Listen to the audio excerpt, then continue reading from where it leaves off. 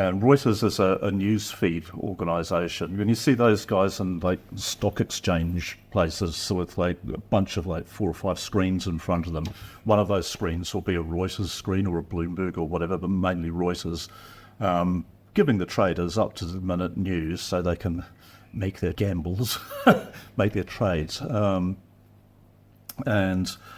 I was part of a little commando team that fixed these machines if they ever went down. And, you know, they were used by the likes of UBS and Deutsche Bank and so on. And, you know, the Deutsche Bank building in near Liverpool Street back in mid-90s cost £1 million a day just to keep open. Like, you know, the security and the electricity and, you know, everything that went into maintaining £1 million a day. That's quite a lot.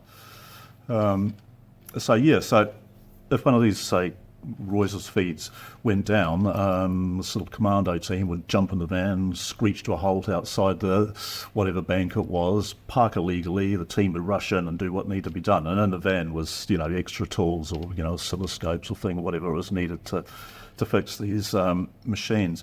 And my job was to sit in the van and if a parking person came, drive around the block so we didn't get a ticket.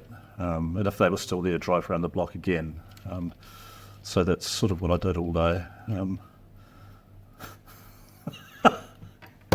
which was a good job. I knew what I was doing when I was doing that job, and that's so rare. Yeah, so that was. I did that for about 3 weeks. It was brilliant. I'd do it again if I could. And there's the Reuters building had. They had this like a building near Liverpool. They had their own kind of tower block thing near Liverpool Street, and in the cafeteria was an entire floor of this building. And at lunchtime, every once in a while, a couple of times a week usually, a voice would come over the intercom saying, "Parking attendants spotted it." Da da da da da. And everybody would like scramble, like running off to their fighter jets. They'd all scramble. Running downstairs, get in their cars and drive around and around in circles until the parking attendant went away. And then get on with whatever it was they were doing, which I think is quite funny. Oh, for fuck's sake, I fucked it up. Ugh. Yeah, which I actually think is extremely funny. See, I didn't turn it up all the way. Now I've got to use a heat gun to get it apart. Yeah, there used to be a anarchist anthropologist, I think he was, named David Graeber, who I think is a sort of god. And he once wrote a book called Bullshit Jobs, which is about the fact that about 40% of us think that the jobs we do serve no particular purpose to society or humanity or anything, and we could just as easily just not do them, and the world would be a better place probably. Well, literally, actually, because you know, if we cut the amount of work we do by 40%, then we could fix our carbon emissions like in one day. It'd be that easy. But you know, I mean, if you go up in a helicopter or a drone or something and look down on any major city in the world, you'll see a massive snarl up of cars and traffic and whatnot, and 40% of that doesn't need to be there. And